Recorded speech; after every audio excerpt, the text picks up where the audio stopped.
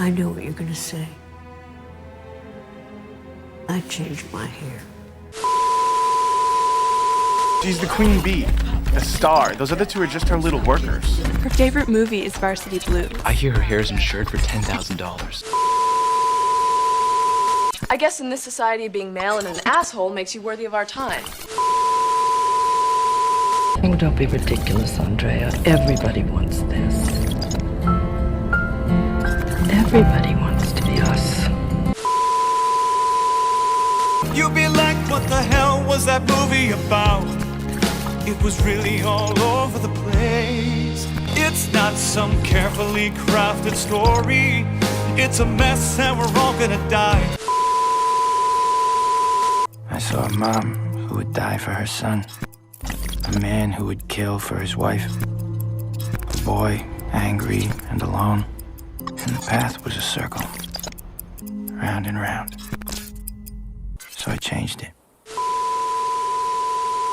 Is there going to be another one? What do they say? I don't think so. I mean, Han and I sort of choosing what planet to live on and having a child that grows up with hair like that. So How about you? Would you be interested in doing another one if they... choosing a planet and stuff like that, yeah. It's about family, and that's what's so powerful about it.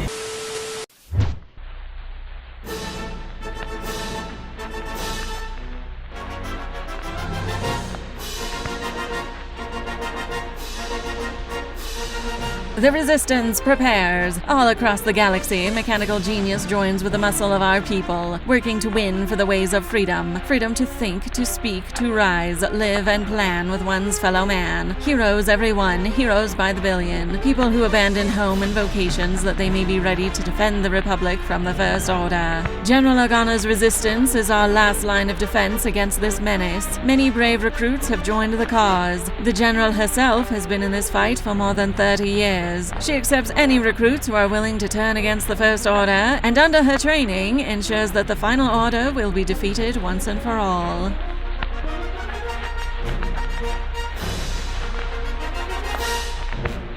Anyway, hello! On this channel we talk about ladies, and this series is all about how female characters were treated by this franchise. Today, we're talking about how Leia completes a second trilogy.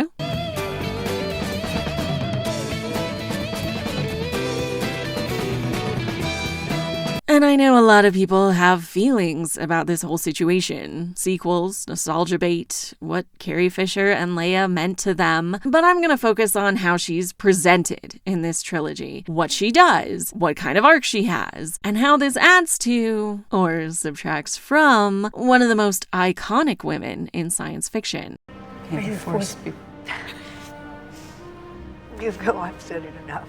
So if you believe that Luke is the most important part of the original trilogy, or if you think Leia deserved better than her son, this video is not for you. Please feel free to click on something about how these two are the most important Skywalkers. For the rest of you, we're gonna start with what this trilogy adds to Leia's story, then her character arc, and wrap up with the implications these choices have. Let's get started. Han did it. Send them in.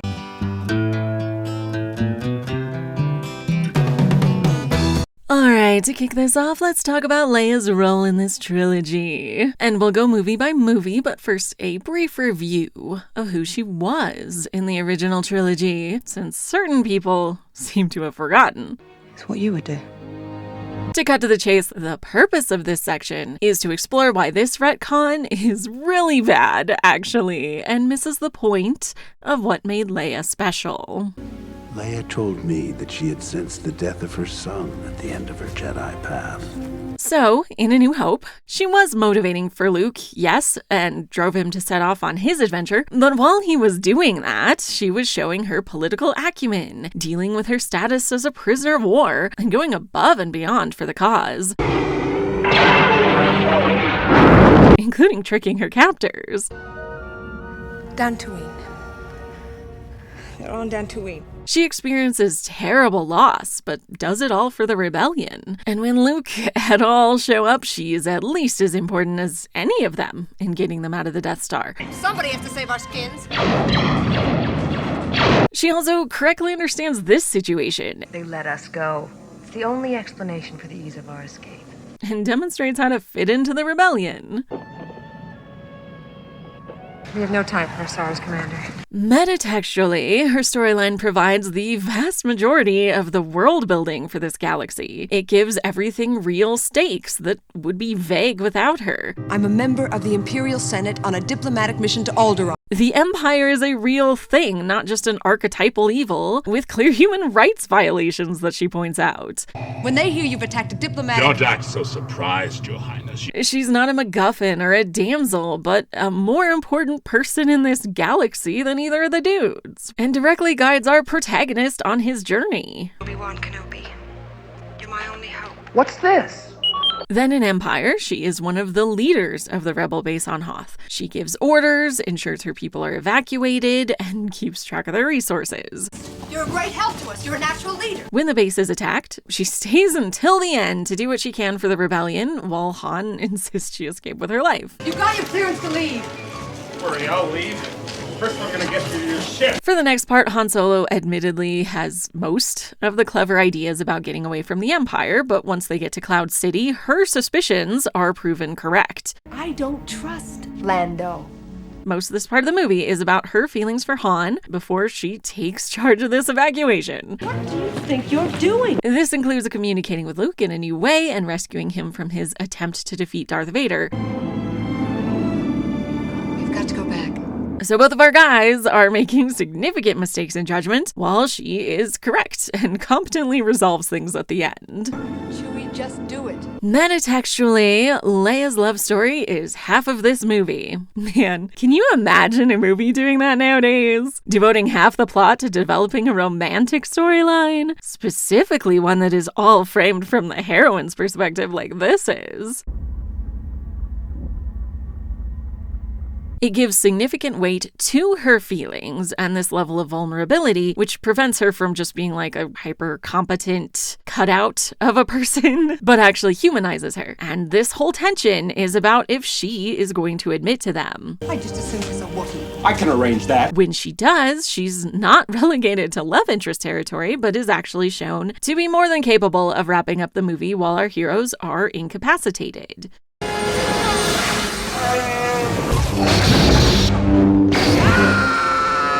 Still showing us this vulnerable side to her, which prevents her from being just a hyper-competent Wonder Woman, instead being a realistic portrayal of a woman in this situation. Oh no! Chewie, they're behind you! Next, for Return of the Jedi, I do have a few more criticisms, which you can see here, but it's fine. Leia gets an awesome disguise to rescue her love interest, and when he's rescued, she joins him on one of the most important missions in the galaxy, taking out this shield generator. She meets the Ewoks and befriends them, and they're instrumental in turning the tide in their favor.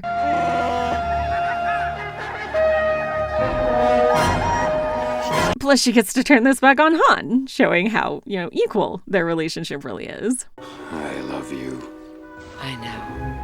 Metatextually, I do wish she had more things to do. Now that the men are showing what they can do, she doesn't do a lot more than join them. General, count me in. However, she's still an important member of the cast, and reconciling with her is an essential step for both male characters' journeys. Do you remember your mother? Your real mother? I'm sorry. She has catharsis and gets what she's been fighting for all along, as well as a happy ending. So that's who Leia is, the most competent member of the group who establishes the stakes in the galaxy and whose feelings are an important part of the story. I know. Then we fast forward about 30 years to meet her on a battlefield, where she's the general of the Resistance. Our system is the next target. She guides the attack on the First Order, and reporting to her is a catalyst for both of our new protagonists to continue their adventures. This is Finn. He needs to talk to you. And I need to talk to him. May the Force be with you. More personally, she and Han are separated because they lost their son. She begs him to bring Ben home, insisting that there's still light in him. I know it. She is devastated by how this turns out, but has hope again at the end because Rey is going to fetch Luke. Map, it is complete. Luke. Metatextually, we see how important Leia is in the galaxy. The General, to me, she is royalty. General Organa. I'm sorry to interrupt. I need you to get this droid to Leia. General, are you seeing this? 2 more X-Wings down. But it's not perfect. We learn virtually nothing about the galaxy through her story, which is something that becomes glaring as the trilogy continues. Who are these people? What are the stakes? It was Snoke. Leia knows who Snoke is, but does she actually, know him? Have they met? Unlike A New Hope, Leia isn't representing the Resistance versus a clear villain. Governor Tarkin, I should have expected to find you holding Vader's leash. She doesn't provide that side of the story, which would not be a problem if one of the new characters did. But though Poe has the most screen time of the Resistance members, he gives us nothing. You with the Resistance? What? No. So my hot take is that making this more like A New Hope would have been a considerable improvement. Allow me to illustrate what I mean. Let's go through the similar situations for Leia and Poe and what we learn from each of them. You take this. It's safer with you than it is with me.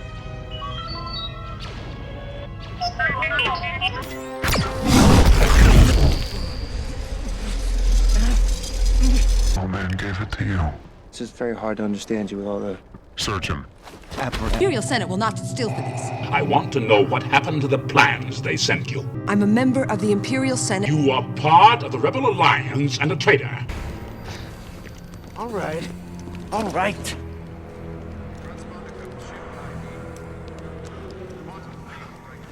Traced the rebel spies to her. Now she is my only link to finding their secret base. What you did with the map.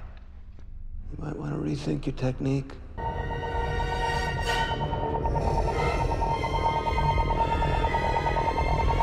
Because it's the right thing to do. You need a pilot. I need a pilot. Hell are you doing? Somebody has to save our skins. That droid has a map that leads straight to Luke Skywalker. What's he carrying? The technical readouts of that battle station. You completed my mission, Finn. You must use the information in this R2 unit to help plan the attack. Hit the target dead center, as many runs as we can get.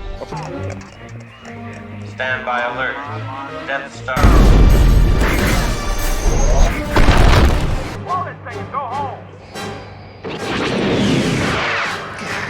As I talked about in this video, Leia's story is nearly half the movie, doing most of the heavy lifting with explaining the heroes, the villains, and the stakes, what the government structure is, and why a rebellion is needed, as well as embodying it herself when she meets the villains. Her MacGuffin is instrumental in the climax, while Poe's is just a thing people want. Poe's part of the plot tells us very little about the Resistance, and the quipping makes the conflict seem less serious. Good thing Rian Johnson came along to give him a character arc. I need you to learn that. Because there was a reason Poe died here in the other drafts. The character's utility to the story was over. But now he does get to come back and take charge of the action. Interesting that Leia is always sidelined for this. What, a lady can't lead a trench run? Can't get out that way. Looks like you managed to cut off our only escape route. Now, there was a clear desire to pivot away from the immensely unpopular prequels, which meant practical effects, but also scrapping a lot of the politics, which makes me think they didn't understand the originals either. Without Leia's world-building branch of the story, we have no idea how destroying this base will affect anything at all.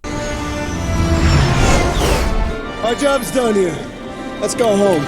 So Leia's contributions to the original story are not being recognized, but they do emphasize her importance in universe, and the family drama explores her as a person, just like Empire did. You have your moments.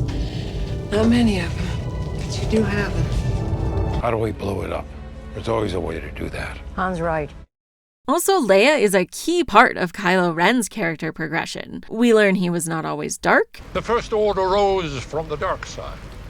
You did not. The pull to the light.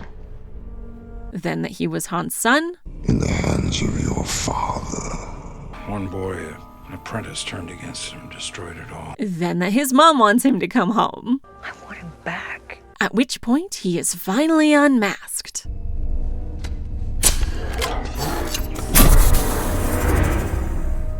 This order of events always felt to me like a flashing neon sign that Kylo Ren/Ben Solo's fate matters a lot. Leia wants her son back, and what Leia wants has always been part of the plot. Help me, Obi-Wan Kenobi.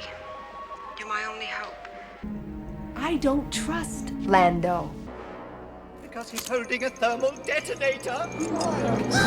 I just figured at the time that Rey might fit into the Skywalker saga because she saves the last Skywalker, just like how Luke saving his father saved the galaxy. The fact that Leia says she wants him back, and then he is fully humanized in the very next scene with no dark side signifiers, really reinforces the idea that this trilogy is going to be about getting him back to his mom, which is of course a wonderful way to present her importance to the new generation and to this story as a whole. But we can still save him. Me.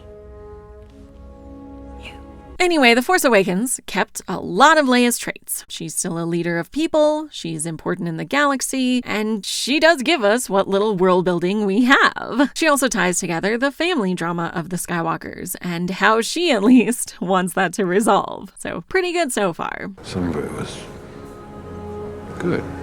Pretty good. Okay, then we have The Last Jedi, where Leia continues to be more directly the leader of the Resistance, with a chain of command introduced for their top brass. The chain of command is clear. A tiny note that really cements her importance in a way that even the original trilogy was kind of nebulous about. Like, she isn't a general, so I don't know how she fits into this hierarchy. General Calrissian has volunteered to lead the fighter attack. General Solo, is your strike team assembled? An analysis of the plans provided by Princess Leia. She is mentoring Poe, which directly sets up his substantial character arc in this movie, as well as Finn's. There are things that you cannot solve by jumping in an X-Wing and blowing something up. Skywalker's doing this so we can survive. That's how we're gonna win. Not fighting what we hate. Saving what we love. She's also personally connected to Rey, so she could come home, which is incredible symbolism. A cloaked binary beacon. To light her way home. We have everything we need. When Kylo Ren shows up, she appeals to her son, and he cannot attack her. Unfortunately, they are still attacked, and she is unconscious for quite a while. But that doesn't mean her influence is gone. First, she is a strong influence on Poe, Finn, and Rose. Captain? Not Commander, right? Wasn't it Leia's last official act to demote you? One thing I really like about this is that, though he claims to be doing all this for her, his character arc is to learn to listen to Leia instead of just doing things in her name. Yeah, you're right, 3PO. It's a need-to-know plan, and she doesn't.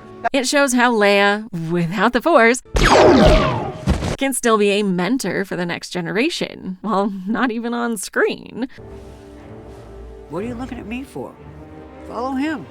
Second, she influences her brother across the galaxy, and not just here, Luke, but also here. My mission to bring you to Oberon's fate. This is on my... And this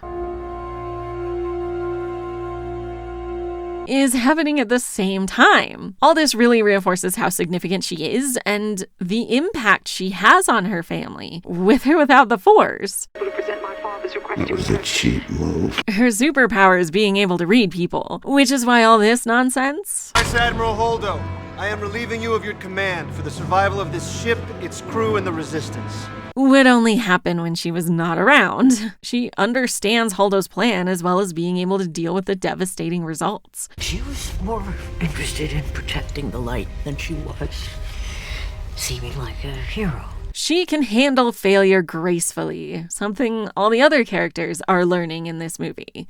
The spark is out. But then they don't fail. Her brother comes back. And what a wonderful scene this is, with him giving her hope for the future. No one's ever really gone. The climax involves Luke saving Leia and Ben. I failed you, Ben. I'm sorry. Leia presumably leaves this behind for her son to find.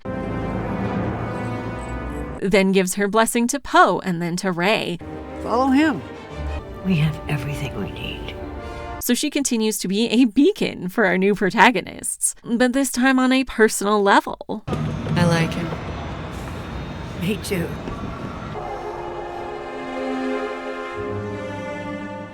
Metatextually, this movie really reinforces how crucial Leia is. She inspires many of the characters in a very direct way. Rey, as an agent of the Force, may be the catalyst for change behavior.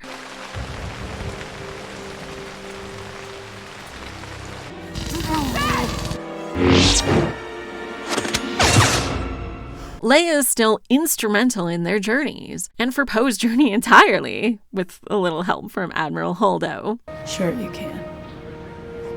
You taught me how.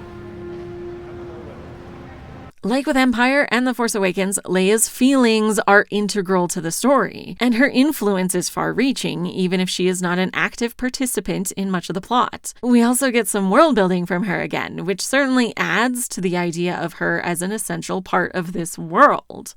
If there are any allies to the Resistance, it's now or never. I believe the goal was for this to be Luke's movie, as the previous was Han's, and the next was to be hers, which is why she spent so much of it here. But obviously that makes me wish they hadn't made that decision, and that she could have been a significant part of the Resistance plot instead.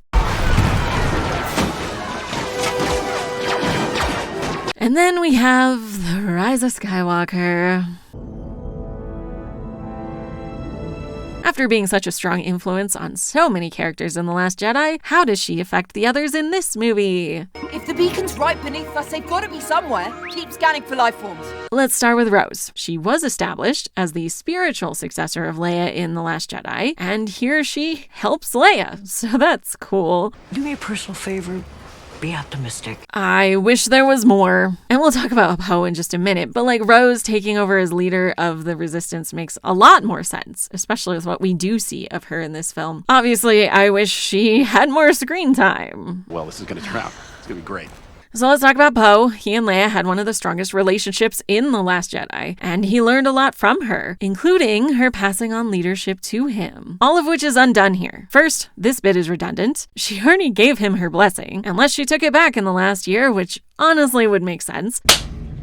You're demoted. He needs to get his head out of his cockpit for this whole movie and actually lead his people, not go off on a snipe hunt. The Forbidden Desert of Pisana.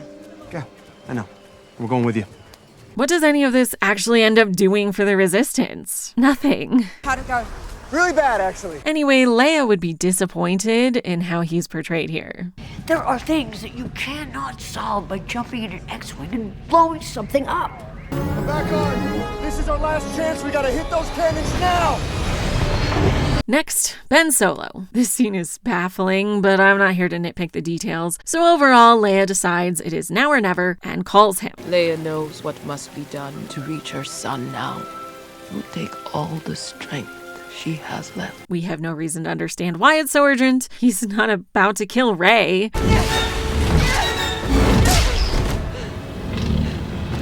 Or devote himself to Palpatine or something. You will rule all the galaxy as the new Emperor. But he does get distracted, and Rey kills him while the effort kills his mom.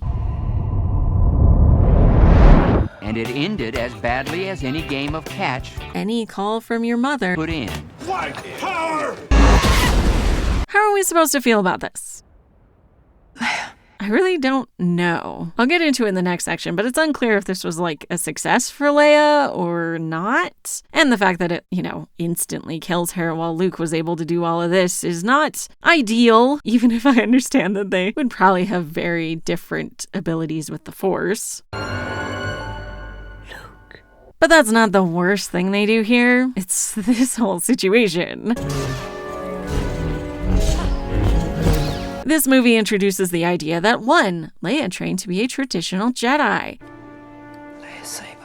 2. Gave up her training to keep her son alive. She had sensed the death of her son at the end of her Jedi path. And 3. Now trains Rey through a series of useless obstacle courses. I'm gonna run the training course. I already made a whole thing about that being a stupid waste of time for Rey to still be training in movie 3, going on her first adventure apparently. R2, have you heard? I am going with Mistress Rey on her very first mission. This undoes the entire trilogy in a staggeringly unprofessional move, but they also undo the original trilogy. Yay! Understood? Yeah. Good luck. What I mean by that can be answered by this question. Why is Leia now a Jedi? A traditional lightsaber-owning Jedi? I just assumed it's a Wookiee. The only answer I can think of is that it would be cool or whatever. But what does it do for her character? Past or present? Does it reframe anything about The Force Awakens or The Last Jedi? Or even this movie? Leia knew it too. She didn't tell me. No, just like with Rey, it's here to reinforce how being a Jedi like Luke is the best thing to be. I will own your brother's saber. I need to finish what Luke started. She surrendered her saber to me. One day. You can really tell that J.J. Terrio do not like the prequels. There were plenty of traditional Jedi running around there. That didn't guarantee importance in the galaxy or to the story as a whole. Only a few of them were essential to the trilogy, and only 2 were arguably as essential as Padme. But what senator would have the courage to propose such a radical amendment? If only Senator Amidala were here. A person who notably uses the Force maybe once in her life? Leia already used the Force in a similar way in Empire. Leia.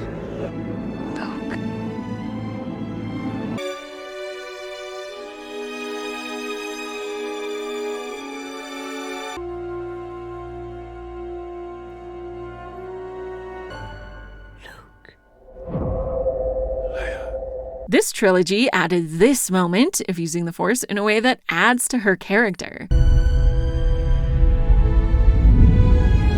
She can use it, but she doesn't want to be a Jedi because she is already one of the most powerful and important people in the galaxy. I'm a member of the Imperial Senate on a diplomatic mission to Alderaan. It's risky, but we can't hold out much longer. Launch patrol. Evacuate remaining ground staff. You rebel scum.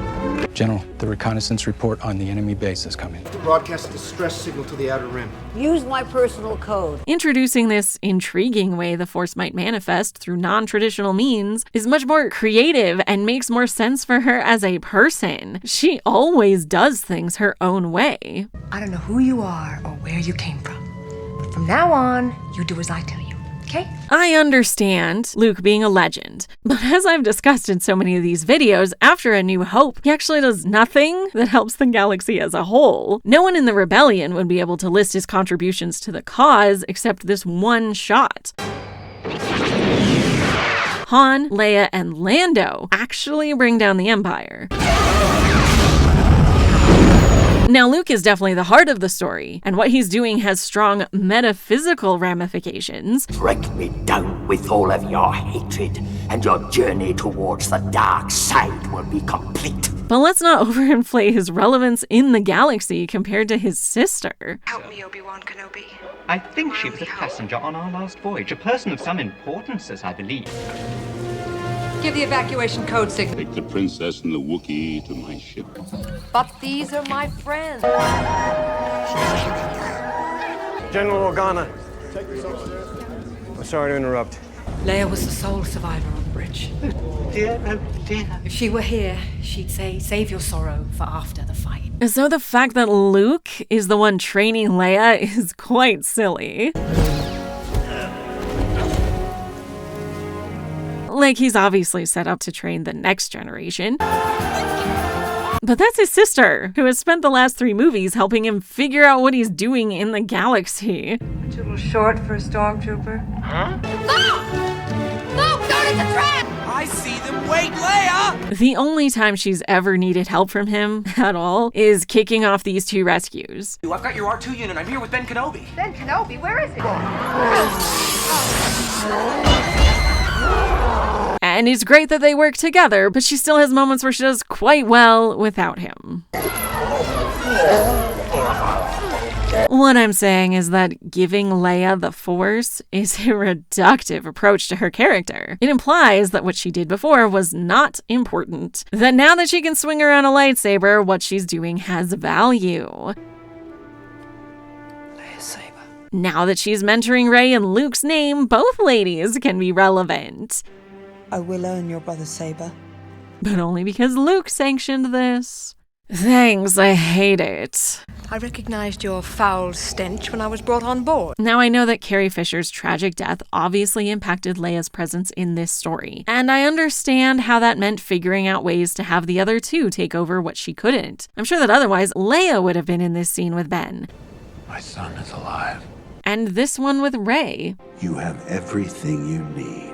But that doesn't mean they had to undervalue who Leia has been in this series and how she's already contributed. She didn't need a tossed-in backstory about her Jedi path suggesting that now, finally, she has value, but only as Luke's sister.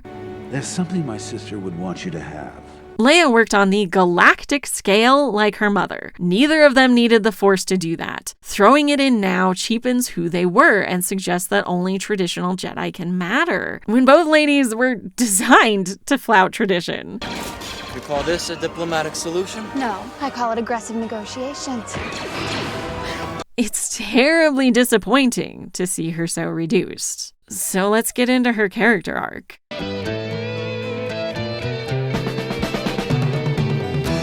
For our second section today, let's talk about Leia's character arc in this trilogy, to further illustrate why all of this is disappointing, honestly. When I talked about Padme, I discussed how it's a really good tragedy with a lot of catharsis in it because it follows the steps of the heroine's journey and highlights all the points where there could have been healing, but there isn't. So it really sets up what could have been, as all good tragedies do. Anakin, you're breaking my heart. But is Leia's story a tragedy in this trilogy? It can't seem to make up its mind. And I don't mean because of the changes in the writers. Rian Johnson clearly and logically followed up on JJ's work in The Force Awakens with her character. And all the healing steps, as I'll get into, are contained in Rise of Skywalker. Some of them are played straight, and some of them are tragic. So is it supposed to be a tragic ending or not? Let's get into it. When we meet Leia in this trilogy, she is the general leading the resistance. But we quickly learn that this is not a result of her life having reached a fulfilling, happy ending. We both had to deal with it in our own way. I went back to the only thing I was ever any good at. Both did. Instead, Leia is clearly quite upset about being separated from her family. She has lost her brother and her son and wants both of them back. Han left as a result of what happened, and she's glad to have him return to her, but she makes it clear that they need to heal their family. If you see our son, bring him home. So to set up her journey, she is separated from her family and from the happy ending she had when we last saw her, where her enemy was destroyed. If we're going to end with wholeness, she needs both of these to be true again. If it's going to be a tragedy, we need to see her chances for restoring her family and then that failing. To reach her son now will take all the strength she has left. The next step is to gather masculine allies. This is mostly off screen, but includes basically all of the resistance. It also includes Poe, Finn, and Han as the film progresses. But really, it's all of these characters, the ones who stick with her while the rest go off on adventures. The resistance regulars, basically, are her allies and represent what she threw herself into. I went back to the only thing I was ever any good at. We both did. After the loss of what she actually wanted, her family. But we can still save him. Me.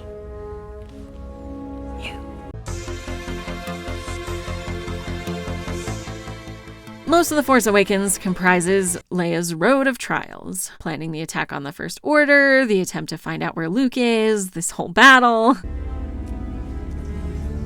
The First Order. They're charging the weapon again now. These things are all related to her job, and one thing she wants, to destroy her enemy. I will do everything I can to help, but first you need to tell us all you know. But even success is not actually going to fulfill her. can't believe I was so foolish to think I could find Luke and bring him home. With the possible exception of Luke returning, but they're all hoping for him to be helpful in ways related to the galaxy as a whole. If she also hopes he can help with her son, that's not established. Luke is a Jedi. You're his father. The next step is the illusion of success. Interestingly, the whole Solo Organa family all experience a version of this step at about the same time. Han thinks he has convinced his son to come home. Will you help me? Yes, anything. Kylo Ren thinks he's passing this test that Snoke gave him. Even you never face such a test. And Leia thinks that destroying Starkiller Base has made a difference. So we disable the shields, we take out the oscillator, and we blow up their big gun. All of which are wrong, as we will see. The deed split your spirit to the bone. They've tracked us through light speed. Well, except for Han, who is wrong in the short term, but is proven right as the series progresses. Ben. Anyway, Leia is obviously devastated here, but I'm not sure it's her lowest point in the trilogy. It is followed up by some success. The map, it is complete. Luke. Surely this was a significant blow against the First Order, and surely Rey will return soon with Luke. May the Force be with you.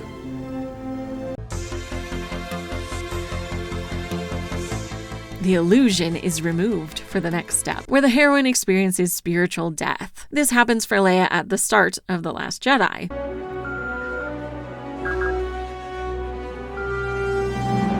She is angry with Poe for wasting a lot of their resources and personnel, and horrified to find that the First Order can continue to track them. Yes. And they've done it.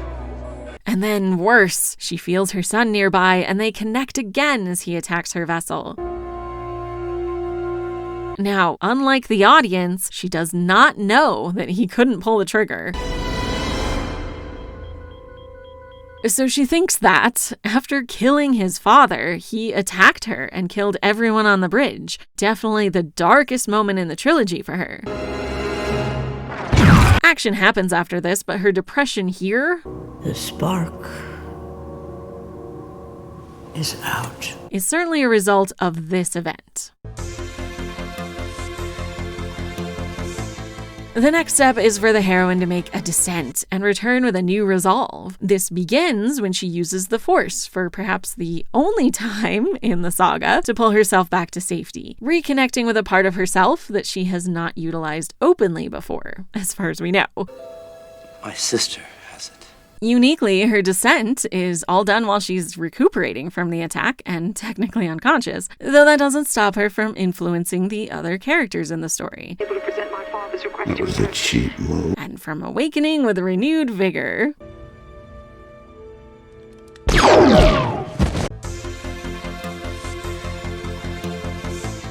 Next, the heroine urgently yearns to reconnect to the feminine. This is the end of The Last Jedi, where Leia awakens and takes charge of the Resistance again, which includes seeing Poe learn the lesson she wanted to teach him and passing along leadership to him. There are things that you cannot solve by jumping in an X-Wing and blowing something up. I need you to learn that.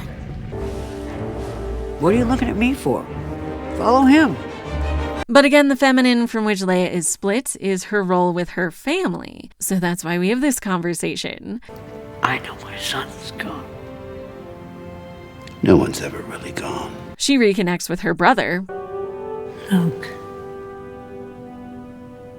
You can see here that she knows he isn't really there. He gives her the reminder of Han, her husband, and reassures her that Ben, her son, is not so lost as she thinks he is. Remember, she doesn't know that he couldn't do this. And the fact that she leaves this behind for Ben shows that she believes he might come home. But like Rey, she knows that he's got to follow his own path. No one can choose it for him. While obviously upset by her brother's passing, he gave her hope and prevented her son from doing something unforgivable. Advance. No quarter. No prisoners. Capturing or killing the Resistance and his mother. So she's definitely on the path to healing the family rift. That brings us to The Rise of Skywalker, and where things are somewhat unclear on the tragedy versus happy ending front. The next step is to heal the mother-daughter split. That is, start the reconciliation process with her family, which could be how she has decided to train Rey. Never underestimate a droid. Yes, Master. Or how this whole adventure is about what her brother was doing. Tell me. Luke searched for it for a long time. He nearly found it. Except this scene is baffling to me. What does this mean? I don't want to go without your blessing, but I will. Why is she not letting Rey go? Why does she not give her blessing? I need to finish what Luke started. No. Basically, though, the needed step doesn't exist, and it should. Don't tell me what things look like. Tell me what they are. I mentioned earlier how this decision, Leia knows what must be done, ought to. doesn't make any sense. She has not referenced her son at all for presumably the last year, which is a very long time considering the rest of the steps were all in like under a week. And if we are supposed to be invested in her reaching out to him, especially if it is going to result in her death, To reach her son now will take all the strength she has left. we really needed some indication that she's willing to give up her role in the Resistance and the galaxy to save her family, that this has some stakes. I think she would do that, to be clear, but any of these earlier scenes could have been used to mention what she's thinking, and they just don't. This mission is everything. We cannot fail. And not to get too far into other canon materials, but it is established that Leia was very focused on being a politician, with more than one attempt made on her life, and that's one reason she sent her son away. It also establishes that she didn't tell him the truth about their relationship to Darth Vader. My mother was the daughter of Vader. He's my father. Your father? So it would be a significant decision and bring narrative catharsis, even with just what Force Awakens sets up, I just never should have sent him away. That's when I lost him. to know that Leia is willing to give up all of this for her son. But there's nothing spoken by her or anyone else to tell us about how the founder of the Resistance feels about having a son who is currently the supreme leader of her enemy. Just nothing at all about that. So are we going to heal this split or not? No. The next step is to heal the wounded masculine. This is obviously Leia's relationship with her son, this scene specifically. Except her last contact with him gets him murdered. Good thing Rey knows how to heal the masculine, I guess. So despite how this scene resolves, I'm not sure we can really say that Leia healed the wounded masculine here. It's similar to this scene with Padme, which obviously is not successful, and why her story is a tragedy. Stop! Stop now! Come back! I love you! But Leia's is sort of successful, despite it killing her the way it did Padme. Like, if she failed, it would definitely be a tragedy. But it does succeed here, despite ensuring that her son won't ever come home to her. It's too late. She's gone. So is it a tragedy or not? But what she stood for, what she fought for, that's not gone. The final step is to integrate the masculine and the feminine. That would mean reuniting with her son and the success of her efforts with the Resistance. Neither really happen. She just sort of decides to go make an effort that will kill her for no reason. Then this whole thing happens, and I guess that's nice of Lando to bring all these folks, but it doesn't really work thematically. Who are they? Why didn't they come before? But no response. They've heard us. But no one's coming. The appalling lack of world building done in the two J.J. Abrams films is really felt in how hollow this all is. You don't have to like the politics in Star Wars, but it was definitely thorough, and Palpatine's threat was political. The Imperial Senate will no longer be of any concern to us. I have just received word that the Emperor has dissolved the Council permanently. Not being an arcane sorcerer with a cult following. Yes, Chief. The final order begins.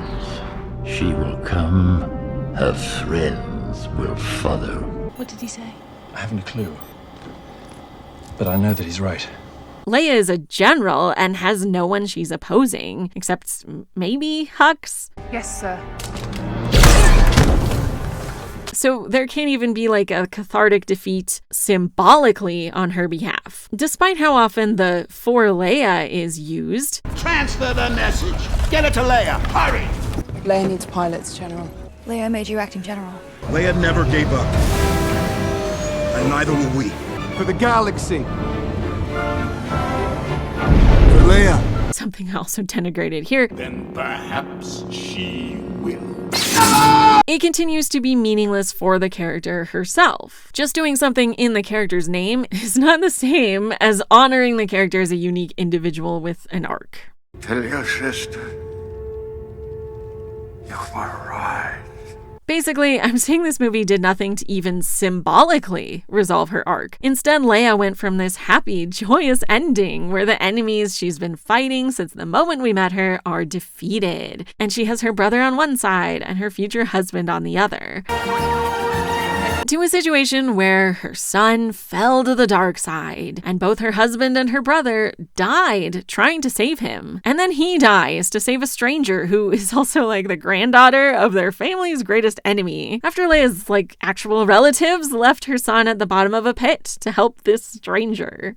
Let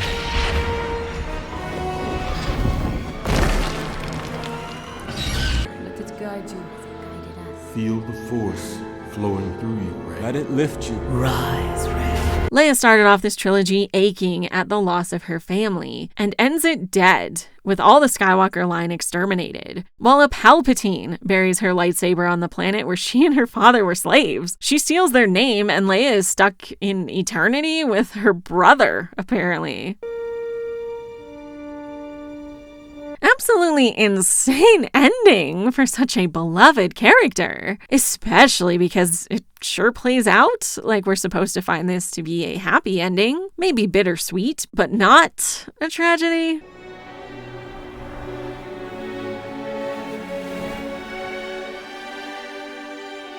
Sure, Jan.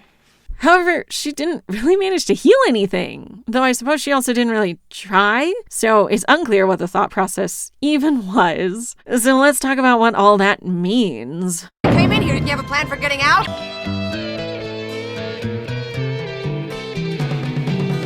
Alright, to wrap this up, let's talk about this ending. Race. Not that part, specifically this bit. Presumably, despite the memes, this was meant to be a cathartic ending with closure for all of our main characters. In fact, Chris Terrio explained that Rey burying the lightsabers was just paying her respects and sort of undoing the original sin at the end of the third movie, which is the separation of the twins.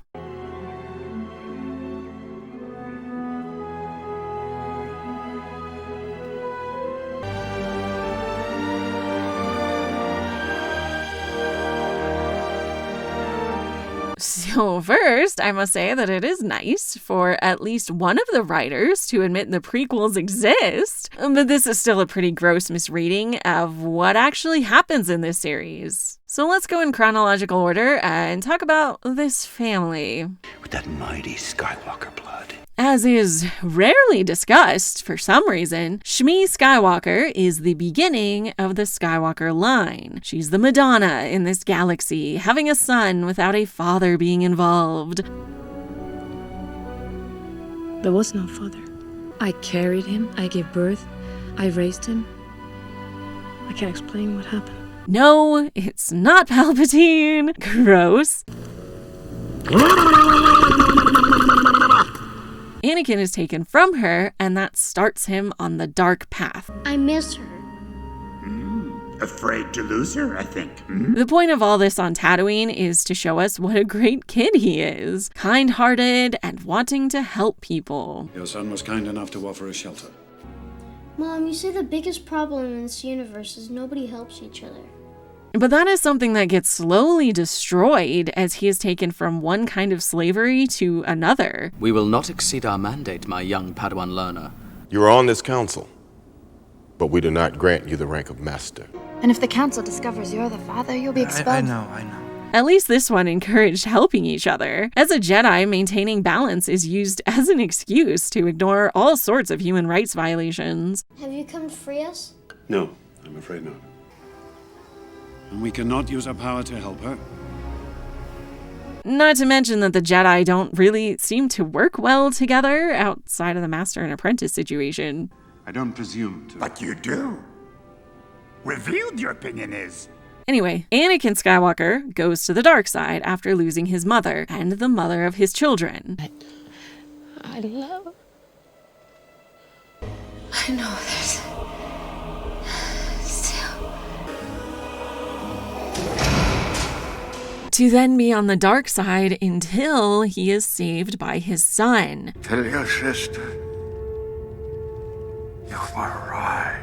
So the second Skywalker generation turned dark from the loss of family and turned light when reunited. I've got to save you. You already have. Which brings us to the third generation of Skywalkers, who indeed were separated for 20 years. But is this a bad thing? Split up, they should be. My wife and I will take the girl. To Tatooine.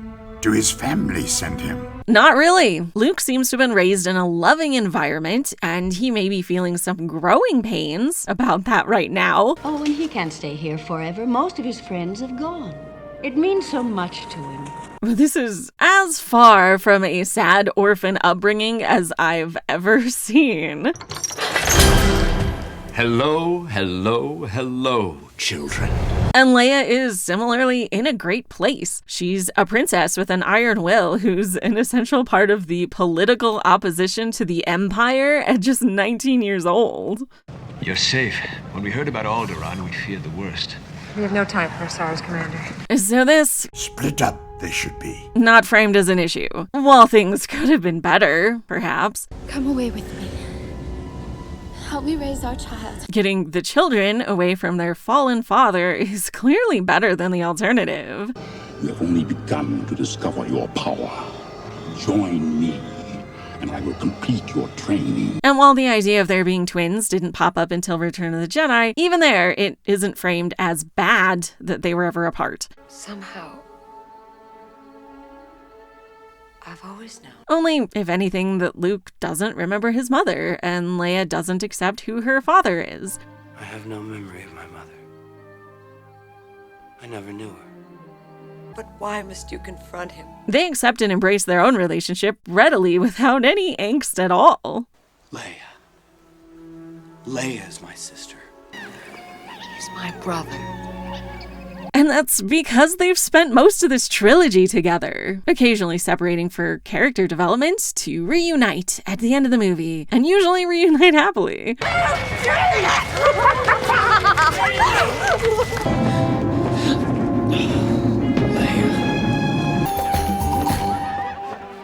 In fact, metatextually, all three movies suggest that being apart is actually good for them. I wish I could go with you. No, you don't. You've always been strong. It allows Luke to do this, then get trained, while Leia is learning to accept that she can have feelings and save the day. Half-witted, scruffy-looking nerve herder. And hear their part so Luke can reconcile with his father. It is the name of your true self you've only forgotten. I know there is good in you. The point of this movie, and probably the trilogy as a whole, I'll not leave you here. I've got to save you. While Leia completes this important mission with her soon-to-be husband. I love you. I know. A permanent separation is not ideal, but both are definitely improving because they are apart. He's got to follow his own path. No one can choose it for him. So where did Terrio get this idea? Well, perhaps from The Force Awakens, where they are separated. The General's been after this for a long time. And Leia wants Luke to come back and help. I was so foolish to think I could find Luke and bring him home. But that's hardly her greatest wish. You think I want to forget him? I want him back. If you see our son, bring him home. Put a pin in that. There's still light in him, I know it. Regardless of where this came from, I would say the whole reason we get the Leia as a Jedi retcon is just so she's eligible for Force ghosting Rey here. I already made a thing on why this ending is incredibly bad for Rey, but it's hardly any better for Leia. They wanted a good send-off for Leia, which is nice, but why does that mean copying Luke in every way? I will earn your brother's saber. She surrendered her saber to me. Leia knew it too. This is basically... You don't just have power. You have his power. All over again. When both The Last Jedi and Empire Strikes Back pointed to powers unique to Leia. But no, Leia has to be a Jedi like Luke, training like him, with a lightsaber that looks very similar, mentoring Rey like Luke was supposed to, so she can adopt this grown woman with her brother. Wait, what? You're far too trusting. In what galaxy would Leia want to do that? Well, I guess you don't know everything about women yet. First, as I mentioned earlier, Leia has pretty much always told Luke what to do, never learned from him. Given that she was a significant elected official while he was whining about power converters, I really don't see that changing in the years following Return of the Jedi. Michael, I'm your big brother. I'll never be impressed with you. Like, she can want him back because the galaxy needs a Jedi, but if she's so desperate in The Force Awakens, why not do something herself? Why send her son to Luke if she's already been trained by him and quit? That's why I wanted him to train with Luke. I just never should have sent him away. That's when I lost him. Leia told me that she had sensed the death of her son at the end of her Jedi path. I mean, parents do what they think is best and can make mistakes, but I'm just saying this retcon kind of messes up JJ's own movie. Second, on being a Force ghost with her brother. Admittedly, they spent the end of every movie of the Orig Tridge together, so of course I wanted them to reunite after The Force Awakens. The map, it is complete. Luke. And then they did. Luke. And it was one of the most touching scenes in any of the trilogies. Not saying they should have just ignored each other in this movie, but if we're gonna have a happy family ending, frankly, being stuck with your brother when your husband and son are dead is not what a lady wants. If you see our son, bring him home. Like, I'm very fond of my brother, but I'm sure neither of us would leave our families to be with each other, you know? That's when I lost him. That's when I lost you both. Third, Leia's relationship with Rey is not well fleshed out. May the Force be with you.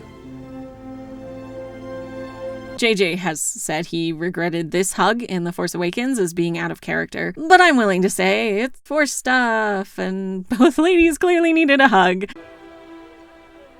So it's fine. And then in The Last Jedi, we get this wonderful ending where Rey has failed to bring Luke back, and they've both lost him, but Leia says this. We have everything we need. And that is a wonderful encapsulation of their relationship. A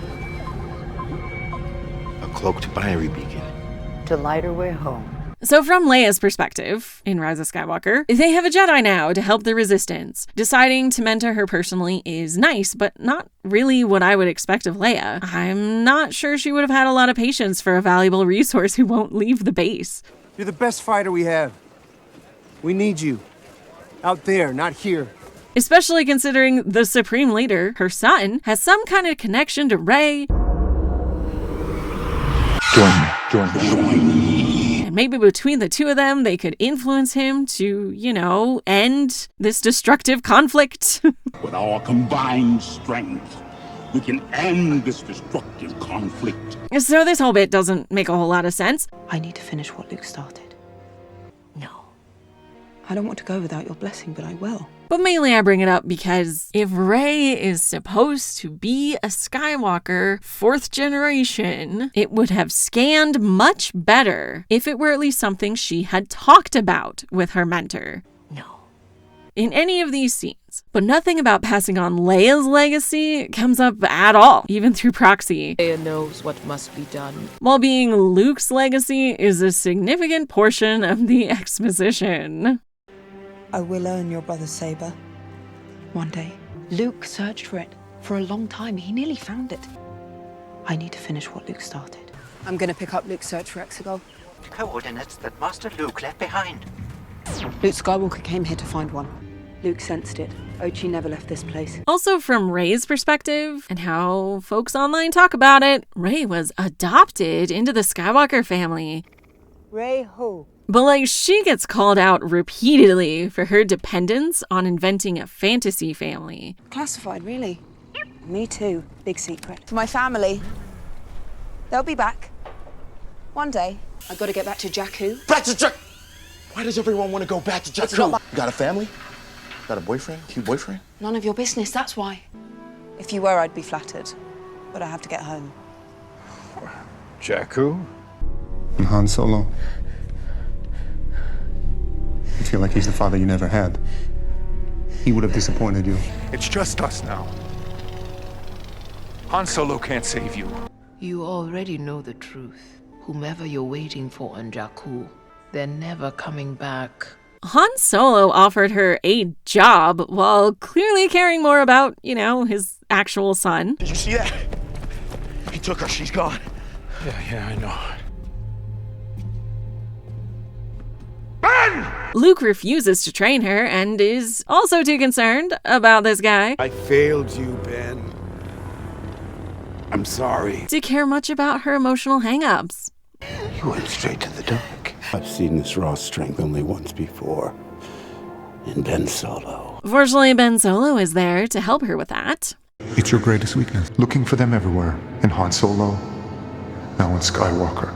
So I appreciate that Leia might be the one to care for Rey's well-being more than the others. I know it looks like I'm making excuses. But this definitely feels like coddling her instead of treating her like an adult, and let alone a hero who's everything they need. We have everything we need. So to me, all this really feels like Rey finally managed to get some people to be her parents because they had no ability to refuse, being dead and all. They're never coming back.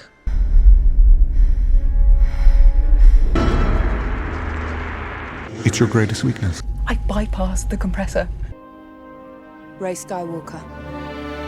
But more to the point, if this is supposed to honor Leia, why isn't she Rey Organa? Or Rey Solo? Why is this not a discussion they had before the final moments of the film when Leia is dead? What benefit is it for Rey to have more dead family members? What benefit is it for Leia to have lost her entire family if some grown woman she knew briefly is gonna shoulder that legacy? Why is Leia in this scene at all? It plays just the same, if only Luke is there. Oh, right, because of the twins, of course. Oh, we understand, don't we, Chief? So let me pause here for a moment to discuss the unavoidable explanation a lot of people give me when I complain about scenes not being there. We all know Carrie Fisher had tragically passed away, and as well as things that are, actually important in her impact on the world, that means she couldn't film new scenes for this movie. Don't tell me what things look like, tell me what they are. My first rebuttal of that as an excuse for any of this writing is that television as a medium actually has dozens, if not hundreds of examples where a situation like this is handled well by the writers. Roderick asked for a raise and he's off the show. Fell down an elevator shaft. Roderick, no! An actor passing away or even just quitting in a long-running show happened a lot, back when we had long-running shows. The spark is out. For example, in one of my favorite shows, Scrubs, the actor playing JD's father passed away. They wrote a very nice episode where JD's father has died. What? A guy can't take 3 days off work, travel 800 miles on a bus with a double-layer fudge cake just to say, hey, how are things? And his brother and his mentor have to step up to help him through the tragedy. And I have got to believe that the two of us, together, Dan, we can make it at least halfway to one legitimate adult.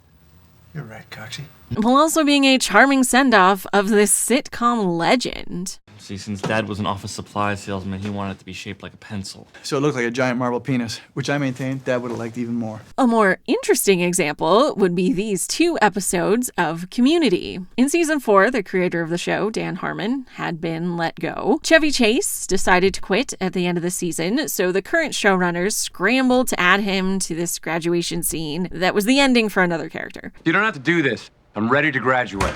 Yeah? Well, I'm ready to graduate first. It goes against what we know about Pierce, but it's fine. To Jeff. To Jeffrey. Then the next year, Dan Harmon returns to helm season 5, and he writes a proper send-off of the character, without the actor at all. He specified in his will that no matter how natural in appearance the circumstances of his death, a private inquest should be conducted to determine whether any one of you murdered him. He sets up how Pierce has died, but still is able to do what he always does. Come on, it's just Pierce being Pierce. It's his final wish. Manipulate the group before ultimately showing his affection for most of them. Did you know that you were always my favorite?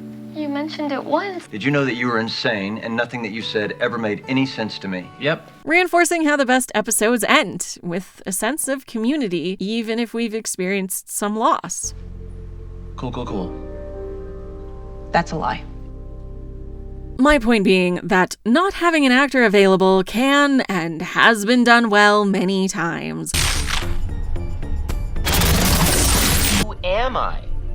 What's my motivation? And the main takeaway I have is that the good episodes made significant effort to give the audience closure about the loss, reminding us that our TV family is still there, even if it has lost a member.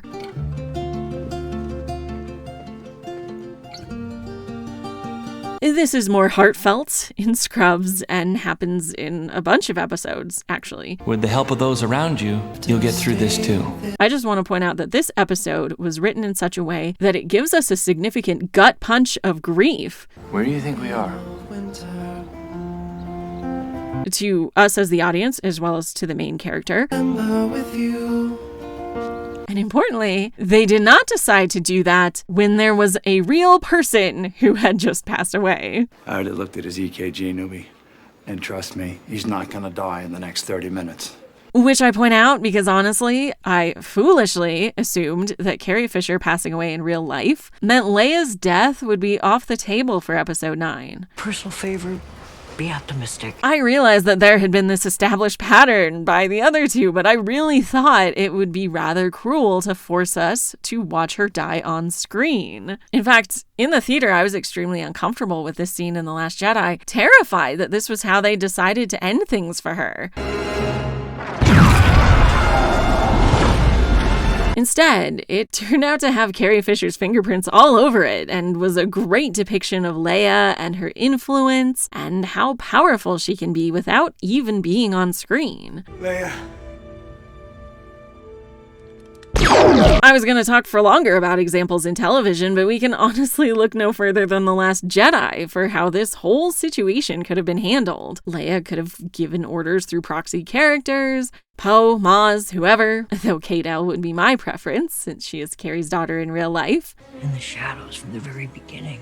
If we want to stop. But they insisted on forcing us to suffer through this out-of-character behavior before killing her off anyway in a baffling scene. To reach her son now will take all the strength she has left. I was against recasting her initially, but honestly, that would have been far preferable if we had to include her, especially her death. There is one other television example that I do want to get into, which is, of course, Willow 2022, also by Lucasfilm, and specifically Saoirse, who appeared in the original 1988 movie written by George Lucas. Together we defeated my mother, Queen Bavmorda. She was the daughter of the villainess and was a villain herself before meeting Mad Mardigan, Willow, and Elora Danan and deciding to help them. A side note, but I think all the hand-wringing about Ben Solo's redemption arc is really funny because villainesses don't even get arcs. Someone's just like, hey, stop being evil. And she's like, okay, sure. Because it's fine for a good man to lead a bad woman to the light, but the idea of a woman leading a man anywhere is unacceptable, I guess. Catwoman, it would be so easy for you to tread the path of righteousness. I need what every woman needs, the love of a good man. Anyway, like Leia, Saoirse is a leader of her people, trying to overcome what her evil parent did. Bavmorda's blood, her spirit, survived in me, in your brother, and in you. My father has it. I have it. My sister has it. Your father? While her husband is absent and her relationship with her children is fraught. Go to bed, both of you. I just never should have sent him away. That's when I lost him. We meet both in a place of control and doing her best as a leader, but suffering because of the rift in her family. Everything I've done to protect the people I love. It costs a lot. I'm tired. Too many losses. I can't take anymore. Both send out a member of the family to fetch back the lost prince. I'll go. Yes. Bring him home. Who is or will be tempted by the dark. She is amazing. The Supreme Leader is wise. I'm not going to really spoil it, but the parents reconciling with their children is an essential part of the climax of the season. If that's what you want. Relevantly here, Val Kilmer was unavailable for filming due to his health, but he and his son put together some lines to give our protagonist catharsis. Can you hear me? Dad? So Kit saves her brother through a new understanding of herself and of her family, bringing him back to the light through her love. I've got you.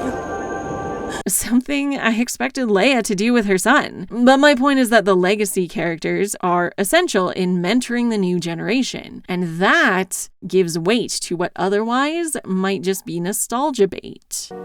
If old you could see the new you, he'd gag. So let's back up and talk about Leia as a character who has been with us for 4 decades. And by us, I do specifically mean women, but gentlemen can stick around. This Leia was aspirational and a breath of fresh air in a genre and time period where we weren't getting many ladies who were valued by the story.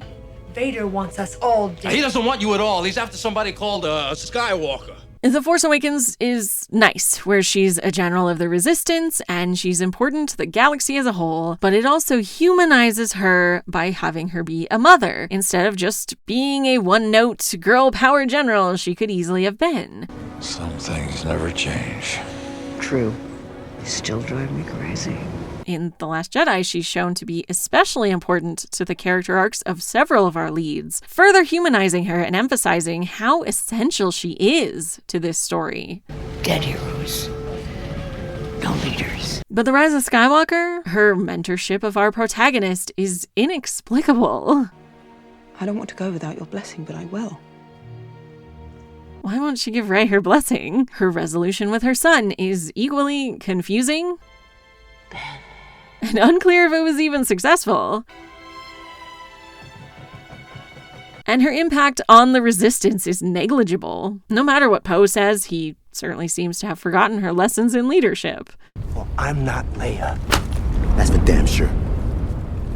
After growing up with Leia as an integral part of my good female characters cache, this movie is heartbreaking. Not even because we lost Carrie, but because they seem to understand Leia so poorly. How to do this? What you did. Removing all the politics means that nothing she does actually matters. Of course they had to give her force powers to make her special. They had already taken out what made her important in the galaxy, while destabilizing the story as a whole, to be honest. I talked in earlier videos about what the legacy of the character is at the end of the trilogy, and how it's greatly impacted by the last time we see her.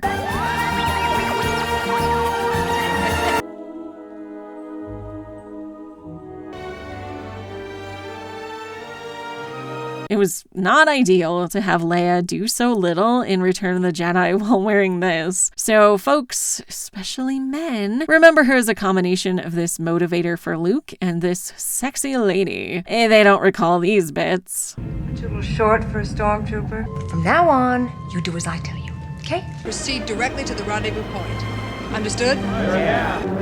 What do you think you're doing? And that's still vastly better than what we're left with here. Leia is just a satellite of Luke. She has his power, his training, his fate for eternity. Her own family, the things that set her apart and made her an adult woman, are gone. If you see our son, bring him home. So no, JJ Terrio, the great sin of the galaxy was never separating the twins. It was clearly shown to us right here.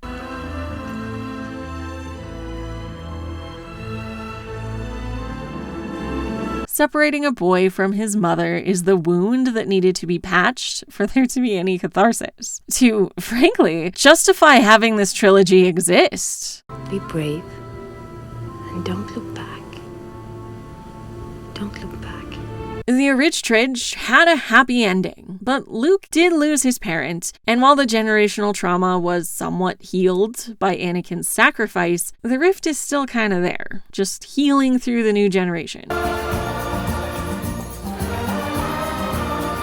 So then this trilogy sets up an heir to the Skywalker line.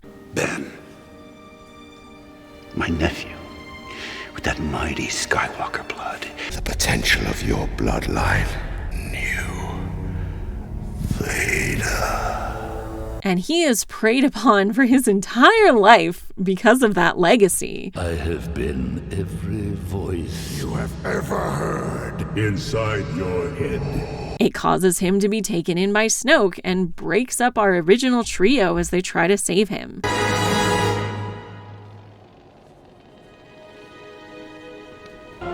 See you around, kid. It clearly sets up what needs to be done to heal the galaxy and the Skywalker family. Leia needs to reunite with her son. But we can still save him. Me. No one's ever really gone. That way, this whole saga would start with the loss of a mother, leading a boy to the dark side, to his and the galaxy's destruction. And end with the son returning from the dark side to be with his mother again and heal the galaxy.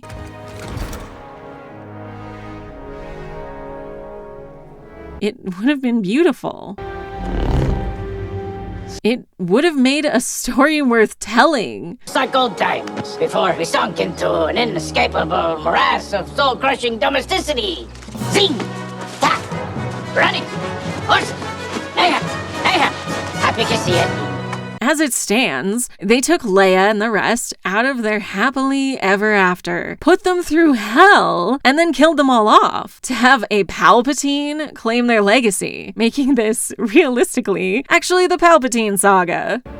Ironic. Thanks. You couldn't have done it worse if you tried.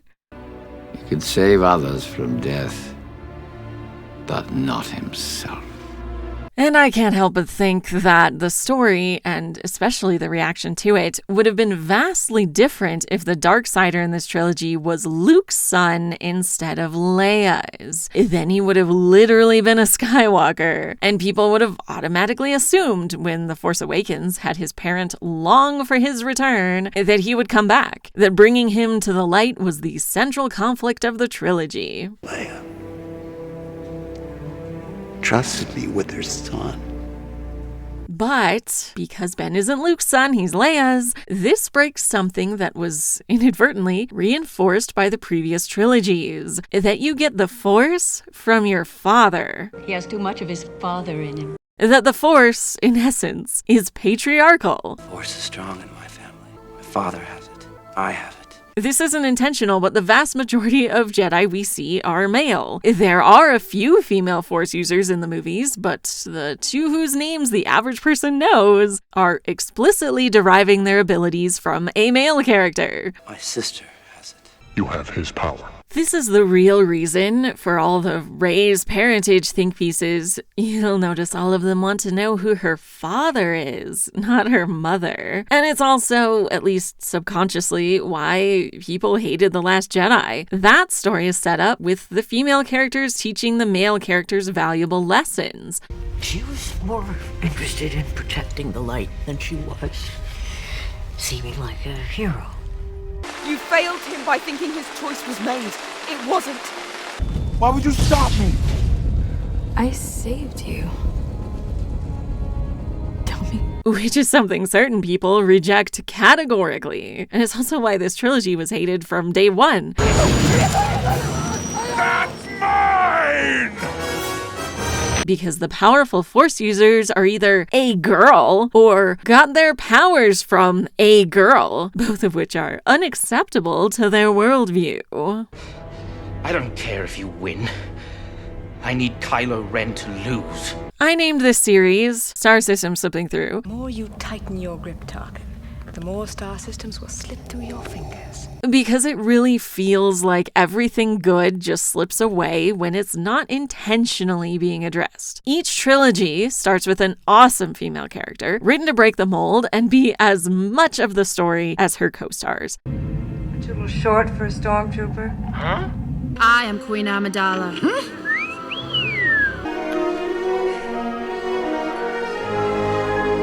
But as soon as it's no longer a focus, she just kind of fades away. Stay back.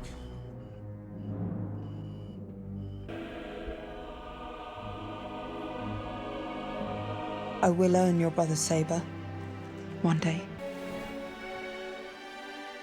And it did feel more like negligence with Lucas, while here, well, it definitely feels malicious. Leia knows what must be done, Atu. Sticking to moments like these, For Our Ladies could have told an amazing story. We could have had galaxy-wide healing by reuniting the son with his mother, and turn this series from being all about fathers and sons to include mothers as important, which would have actually have included us ladies in this universe. The two were accompanied by a girl. What girl? Carrie Fisher herself was a bit of a prodigal child who reconciled with her mother later in life. I'm sure she was personally invested in this story for her character and definitely helped with the writing. I want him back. He is called Ben. Ben! Failed you, Ben. Which is not only the name of Harrison's son, but also clearly named after Leia's only hope. Help me, Obi-Wan Kenobi. You're my only hope. I thought he might have met old Ben. Which signals how this is supposed to work out. No one's ever really gone. But because ladies don't finish out their arcs in this series, we get nothing for Leia. I can't even tell if this was supposed to be happy for her or not. So instead of breaking the cycle, we just reinforced it. Be brave and don't look back. I won't lose you the way I lost my mother. I am becoming more powerful than any Jedi has ever dreamed of. I just never should have sent him away. That's when I lost him. You can't go back to her now. Like I can't. Ladies start out important, but become much less so. Romances have high stakes, but never last. None of them go the distance. And mothers just die over and over again. At least these two were intentionally showing how it has galaxy-wide ramifications. This one doesn't matter. Leia's legacy ends up being subsumed by Luke. Even the person she mentored for over a year takes his last name while she's lost everything. They tried to make this a good send-off for her, but instead killed off the prodigal child at the same time as the hopeful mother, in a horrifying reflection of the real-life deaths of Carrie Fisher and Debbie Reynolds. As much as I hate many decisions made in this film, most of them are because it feels like catering to the worst kind of fan. But this is beyond the pale, and I don't think I'll ever get over my shock at how poorly this was handled.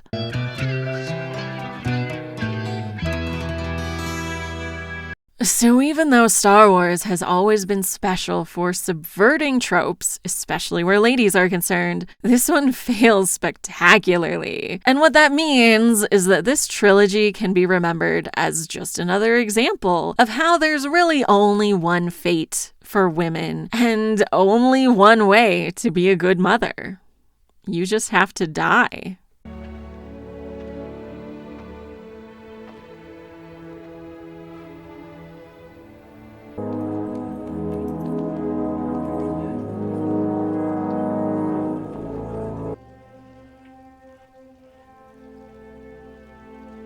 Thank you for listening to me talk for a while about Leia in this trilogy. Next time, a much briefer conclusion to this whole series. Please like, comment, subscribe, ring the bell, join my Patreon, buy me a coffee, all the things so you don't miss it. See you then.